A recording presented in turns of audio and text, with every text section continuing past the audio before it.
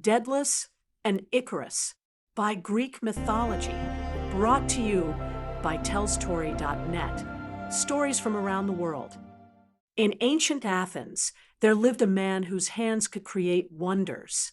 His name was Daedalus, and he was the greatest inventor, architect, and craftsman of his age. From his workshop emerged marvelous mechanical toys, buildings of unprecedented design, and sculptures so lifelike that people sometimes spoke to them before realizing they were made of stone. The gods themselves must have blessed your hands. Admirers would say as they marveled at his creations. The gods give us minds to think and hands to build. I merely use what they have provided. Daedalus would smile modestly at such praise. Yet for all his genius, Daedalus had one flaw: pride. Though he spoke humbly, in his heart he knew his talents were unmatched, and this knowledge sometimes led him to look down upon others with less remarkable gifts. Among his apprentices was a gifted young nephew whose clever inventions, a compass, a saw shaped after a fish's spine, were already drawing admiring whispers. When Daedalus saw how quickly the boy's talents were growing, envy darkened his heart. In a moment he could never undo, he cast the boy from the heights of the Acropolis. The elders of Athens found him guilty of the act, and Daedalus fled the city with his young son Icarus before judgment could fall. Father and son traveled from city to city, Daedalus offering his services to local rulers in exchange for protection. Eventually, they reached the island of Crete, where King Minos welcomed the famous inventor. Your reputation precedes you. I have a task that requires your unique talents. Minos said upon their arrival. The king's commission was both strange and disturbing. Queen Pasiphae had given birth to a monstrous child, the Minotaur, half man and half bull, the result of an unnatural union brought about by Poseidon's curse. Minos needed a place to hide this shameful creature, a prison from which it could never escape. Daedalus designed and built the labyrinth, a massive maze of such cunning complexity that anyone who entered would be hopelessly lost, wandering its twisting passages until death claimed them. At its center dwelled the Minotaur, fed with the flesh of Athenian youths sent as tribute every 9 years. It is my finest creation. No one but I knows the secret of navigating its passages. Daedalus told Icarus as they watched the final stones being set in place. For several years, Daedalus and Icarus lived comfortably in Crete. The boy grew into a teenager, curious and bright, learning his father's craft with eager hands. Though they could not return to Athens, they had found a new home.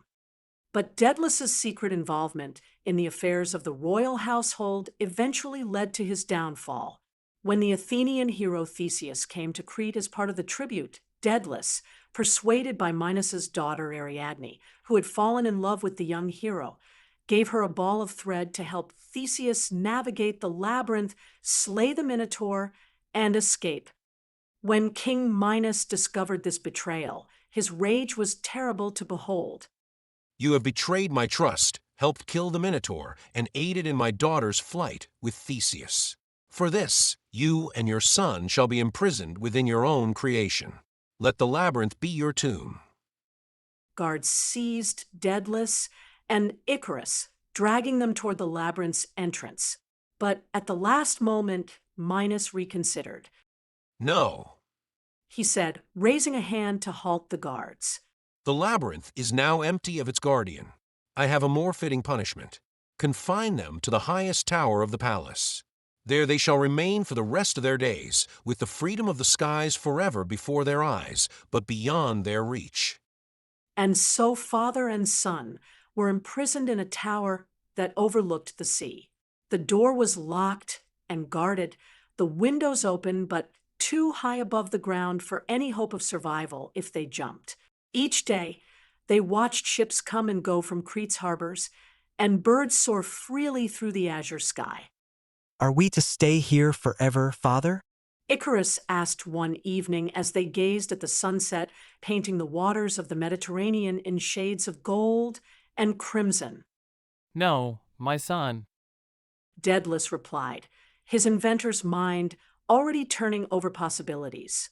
Minos controls the land and sea, but not the air. We shall find another way. For months, Daedalus observed the seabirds that nested in the tower's eaves, studying their wings, collecting their fallen feathers, noting how they rode the thermal currents rising from the sun-warmed earth. Gradually, a plan took shape in his mind. Watch how they fly, Icarus, see how they adjust each feather, how they soar on the winds. We too shall fly from this prison. Working in secret, Daedalus collected not only feathers, but also wax from the candles that lit their chamber and twine from the unraveled edges of their clothing. With these humble materials and his matchless skill, he began to construct 2 pairs of wings, one for himself and one for Icarus. The frame must be strong but light. The feathers must be arranged to catch the air properly. And the wax must hold everything together without being too heavy. When they're finished, we'll be able to fly like birds? Icarus watched in wonder as the wings took shape, his excitement growing with each passing day. Yes. But remember that we are not birds. Our wings will be artificial, subject to limitations. We must respect those limitations if we are to reach safety. When the wings were complete, Daedalus attached them to his son's arms with straps and soft wax. They were beautiful creations, arching gracefully from shoulder to fingertip, the feathers overlapping precisely like those of a great eagle or hawk. Listen carefully. Daedalus instructed as he made final adjustments to his son's wings.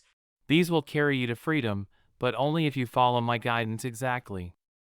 Do not fly too low, or the sea's spray will soak the feathers and make them too heavy. And do not fly too high, or the sun's heat will melt the wax that holds the feathers in place. Stay at a moderate height, following me at all times.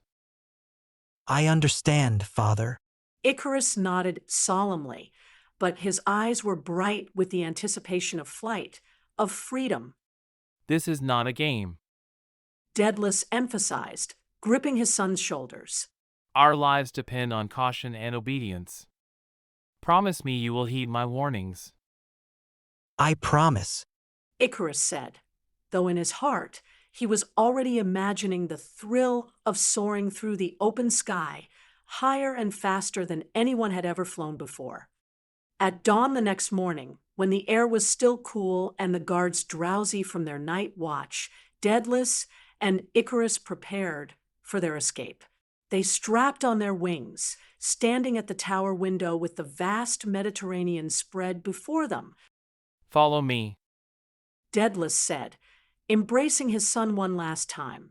Keep a steady pace, neither too fast nor too slow. Our destination is Athens, where we will find sanctuary. With those words, Daedalus leaped from the window, his wings catching the air with a mighty whoosh. For a heart-stopping moment, he dropped toward the waves below, but then he gained control, his arms moving in great, sweeping motions that carried him upward and away from the tower. Icarus watched in awe, then, with a whoop of joy, jumped after his father. The sensation was beyond anything he had imagined. The wind rushing past his face, the ground and sea falling away beneath him, the boundless freedom of three-dimensional movement. I'm flying. He cried out, his voice lost in the wind. Father, I'm flying. Together, they soared away from Crete, 2 tiny figures against the vast blue canvas of sky and sea. Fishermen looked up from their boats in astonishment, believing for a moment that they were witnessing gods or perhaps a miracle. Word quickly reached the palace, where King Minos raged at the inventor's ingenuity, once again exceeding his confinement. For a time, Daedalus and Icarus flew steadily northward, father leading son through the unmarked pathways of the air. But as the morning progressed, and the sun climbed higher in the sky, Icarus began to feel an intoxicating sense of power and freedom. This must be how the gods feel, he thought, watching a flock of gulls below him. Below him, the realization that he was flying higher than birds filled him with elation. Daedalus, focused on maintaining their course and watching for favorable winds, didn't immediately notice that Icarus was gradually ascending, enchanted by the thrill of flight and the magnificent view that stretched in all directions. Icarus! He called back when he finally saw how high his son had climbed. Remember what I told you. Not too high. But Icarus, caught up in the euphoria of flight and the warm embrace of the sun's rays, either didn't hear or chose to ignore his father's warning. Higher and higher he soared, his young arms tireless, his heart singing with joy. I can almost touch the sun itself. He exulted, rising toward the brilliant golden orb that seemed to beckon him upward.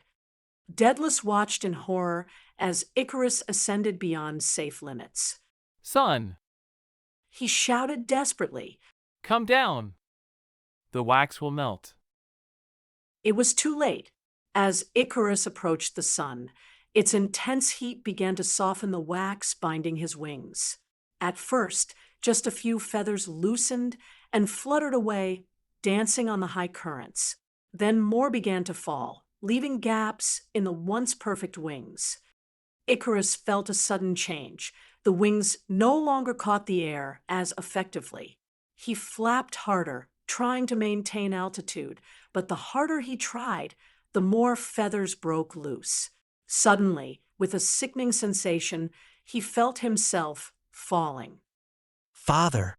He cried out, panic replacing elation as the wings disintegrated around him. Help me! Daedalus veered sharply, desperate to reach his falling son, but the distance between them was too great, the speed of Icarus's descent too rapid. All he could do was watch in helpless anguish as Icarus plummeted toward the sea far below, arms flailing among a cloud of loose feathers. With a final despairing cry, Icarus struck the waves and disappeared beneath their surface.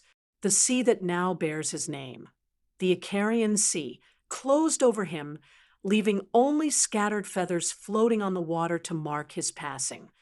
Daedalus circled low over the spot, calling his son's name until his voice gave out, hoping against hope that Icarus might somehow have survived. But there was no response, no sign of life amidst the indifferent waves. Grief-stricken and alone, Daedalus eventually continued his flight, his joy in his invention, and his freedom now turned to ashes. He reached Sicily, where he found refuge with King Icarus, using his great skills to benefit his new home. But he never flew again, and he never created another pair of wings. The price of that particular marvel had been too high.